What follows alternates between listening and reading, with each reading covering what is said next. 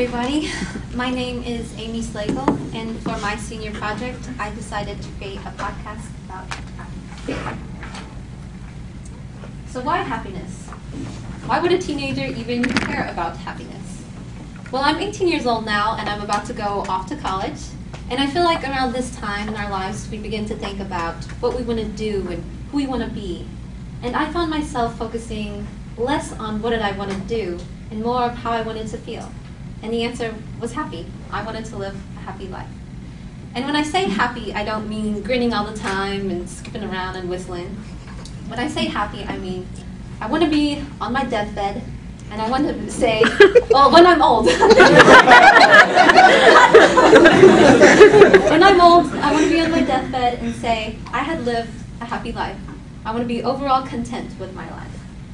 I want to be this old lady. Minus the cigar.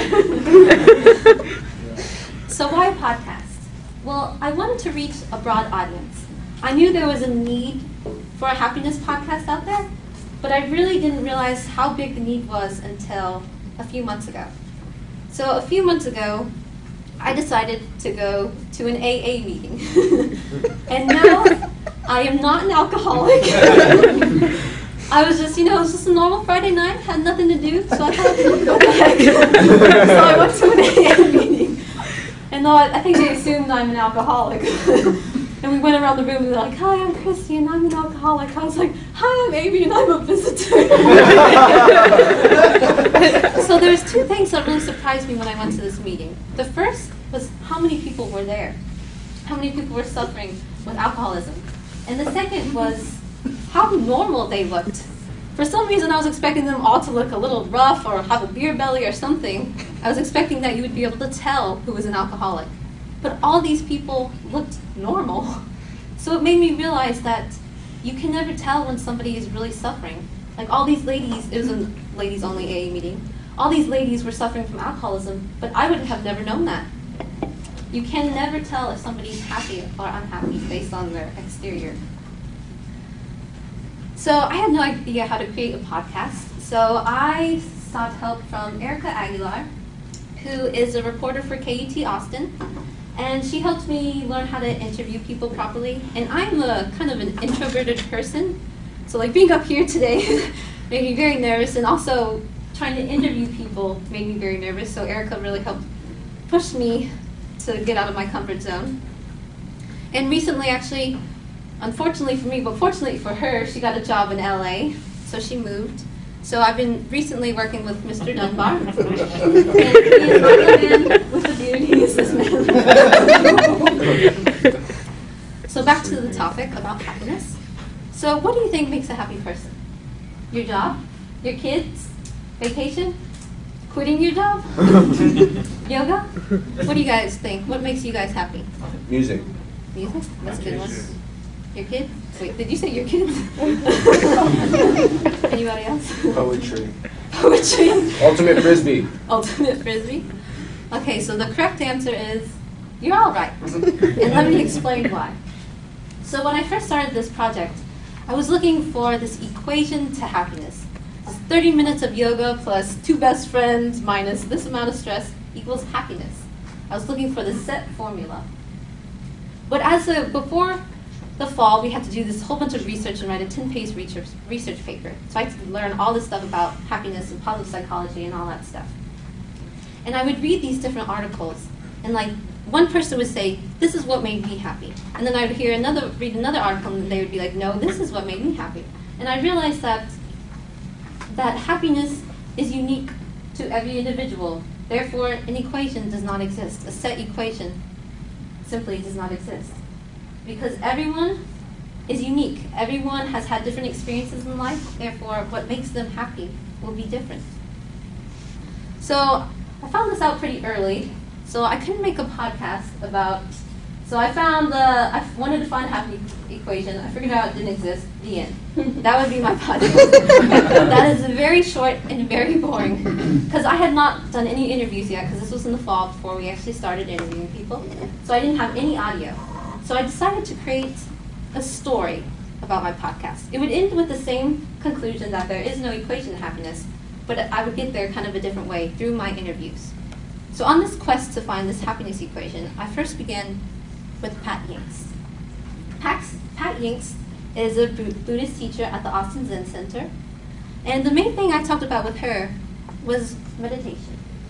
Now I'm sure many of you have seen the Buddhist monks sitting crisscross applesauce doing the thing. They're meditating. But I was like, what in the world are they doing? They just look like they're sleeping. So I asked Pat what they were doing. And this is what she says. So what exactly is meditation? Is meditation about correcting your thoughts? Correcting your thoughts? Yeah. No, it's not. It isn't correcting your thought, it's just watching your thoughts. And basically in meditation you're sitting very still, because if your body is still, then there's more hope that your mind will get still. Minds are a little bit harder than bodies. So you're sitting still and you're seeing all these thoughts arise, and you're watching them. You're just standing back and watching them. So basically what meditation is awareness, being aware of these thoughts. And often a lot of people have these negative self-talk that they don't even realize they're having because you're not even aware of it. Most people don't think about what they're thinking about, but this actually can be a really powerful tool, which is what meditation kind of is. And so once you become aware of these thoughts, Pat told me what's really important is to remember that you are not your thoughts. In fact, she said most of the time, don't trust your thoughts. Because most of the time they are wrong. Just because you call yourself stupid does not mean you actually are stupid. And just because you might have a mean or bad thought about a person does not mean you are a bad person. And that's basically what she emphasized with me with the whole being aware of your thoughts. And so the next person I interviewed was Annie Ducharme Jones. And she's a yoga instructor and a clinical social worker. And she specializes in the treatment of eating disorders. And she started doing yoga a few years ago and was interested in the way it made her feel happier. So she started trying to get therapy groups and centers to incorporate therapy into their programs. And we mainly talked about mindfulness. So mindfulness is about living in the present moment. I'm sure many of you have heard that living in the moment quote, seen a magnet.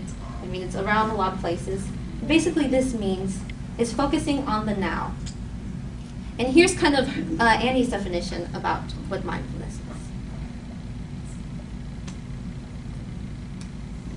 I think yoga is just naturally therapeutic.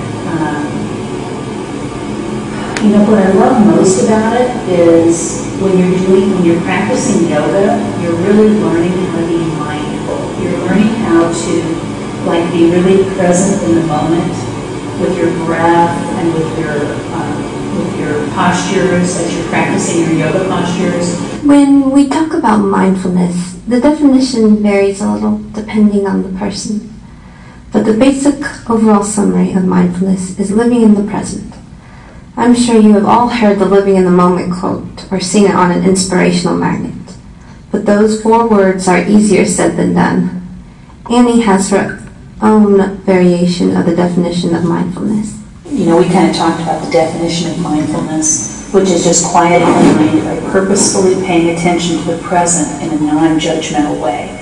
So being able to observe what's going on, but to step away from it and not be, not judge it as good or bad, but instead just sort of be curious about what is it I can do differently. So just to let you know, these are clips from my podcast.